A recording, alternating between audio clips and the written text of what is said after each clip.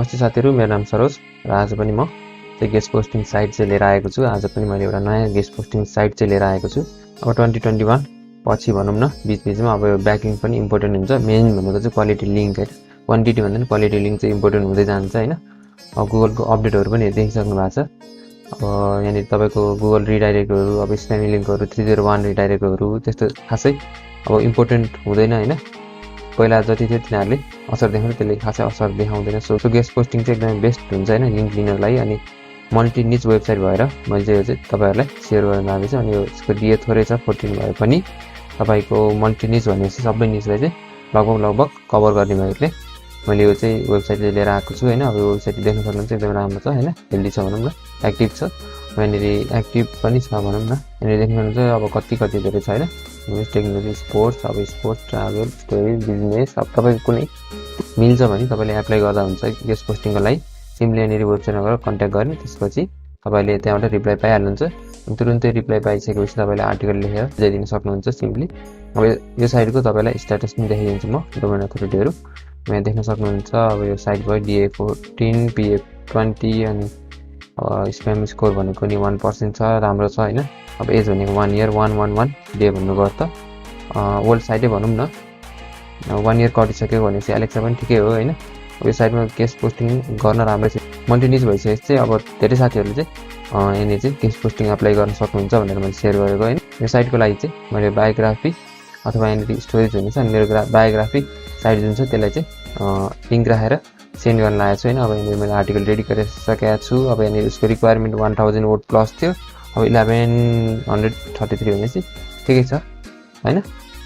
अब यहाँ आर्टिकलहरु सब रेडी भइसक्यो। अब यहाँ हाइपरलिंक पनि राखिदिएको छु। तपाईहरुले राख्न आउँदैन भने फेरि पनि म देखाइदिन्छु। अब बेस्ट एक्टर भनेको छ भने अब मैले हाइपरलिंक गर्नु पर्यो भने पहिला मैले सिलेक्ट गर्छु, त्यसपछि राइट क्लिक, त्यसपछि यहाँनिर हाइपरलिंक भनेको छ। हाइपरलिंकमा अब तपाईले यहाँनिर अब जस्तै कि अब मैले लिंकलाई कपी गरे भने अनि यहाँनिर गए म यहाँनिर पेस्ट गर्दिने यसरी एड्रेसमा ओके गर्दिने भन्नुपर्ने। हाइपरलिंक क्रिएट भइसक्यो हैन। अब यो हाइपरलिंक हटाउनलाई सिम्पली त्यहाँ गएर लाने अनि एकचोटी ब्याक छिदिने, ब्याक स्पेस छिदिने हैन, भइहाल्यो। यसलाई कन्ट्रोल सेभ गर्दिम हैन, हेर्नु हैन। अब आर्टिकल रेडी छ, मैले क्रस गरे, सेन्ड गर्दिन ला हैन। मैले सेन्ड गरेर इमेजमा कुरा गरिसके मैले हैन मेलमा यहाँनिर। अनि त्यसपछि अट्याचमेन्टको लागि यहाँनिर यस्तो छ हैन, अट्याच फाइल्स भनेको छ, त्यसलाई क्लिक गर्ने। अनि त्यसपछि अब मेरो फाइल यो भयो अनि इमेज पनि मैले सेन्ड गरिदिए है।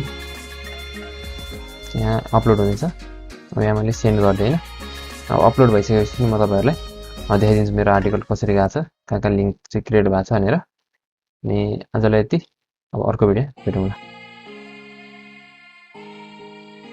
मैले अस्ति दिएको गेस्ट पोस्टिङ चाहिँ अपलोड भइसक्यो मेरो आर्टिकल चाहिँ हैन। अब यहाँनिर देख्न सक्नुहुन्छ यो सब मेरो आर्टिकल भयो। अब इमेज चाहिँ जुन चाहिँ उसले नै एड गरेर चाहिँ एक दुईवटा हैन, ठिकै छ। एड गर्छ भने राम्रै हैन, झनै राम्रो गर्छ। अनि मेरो यहाँ ब्याकलिंक देखाइदिन्छु म तपाईहरुलाई हैन।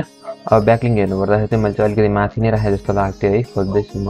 यहाँनिर छ यहाँनिर बायोग्राफी भन्ने, यो चाहिँ मेरो साइटमा जान्छ है। अनि त्यसै गरी अर्को ब्याकलिंक भनेको चाहिँ मैले यहाँ पल साथमा लिएको थिएँ है। यहाँनिर also read popular Nepali actor पल सा सक्सेस स्टोरी भनेर हैन, यहाँ छ। त्यो चाहिँ यो पनि 100% वर्किङ छ है। अनि त्यसपछि भनेको ठिकै छ हैन। अब यो डुफोलो कि नोफोलो त्यो पनि म देखाइदिहाल्छु। यसलाई क्यान्सल गरौँ, यसलाई क्यान्सल गरौँ। अब त्यसपछि यहाँनिर जाम अनि त्यसपछि चेक ब्रोकन लिंक्समा जाम, त्यसपछि एक्सटर्नल अनि फलोमा क्लिक गरौँ है। पहिले लिंकमा एड भइसक्यो एउटा मेरो यो लिंक। अनि अर्को बायोग्राफी भएको कहाँ छ त खै, यहाँनिर छ खै त, हाइलाइट भएको छैन, भयो बल्ल हैन। भन्नुपर्छ स्क्यान हुँदैछ नि त। अब मेरो हाइलाइट भइसक्यो। अब नो फलो गर्यो भने हाइलाइट हुँदैन है, फलो गरे हाइलाइट भयो भन्नुपर्छ। मैले दुईटा फलो ब्याकलिंक चाहिँ पाएँ यो गेस्ट पोस्टिङ गरेर। एउटा मेरो वेबसाइटको लागि जुन चाहिँ डिए पनि इन्क्रिज गर्ने भयो, अनि पेजको लागि भन्नुपर्छ PA पनि इन्क्रिज हुने भयो हैन। एकचोटी गेस्ट पोस्टिङ गर्दा दुईटा फाइदा भयो मलाई यहाँनिर। हो यस्तै अरू पनि साइटहरु म तपाईहरुलाई लिएर आइरहने छु।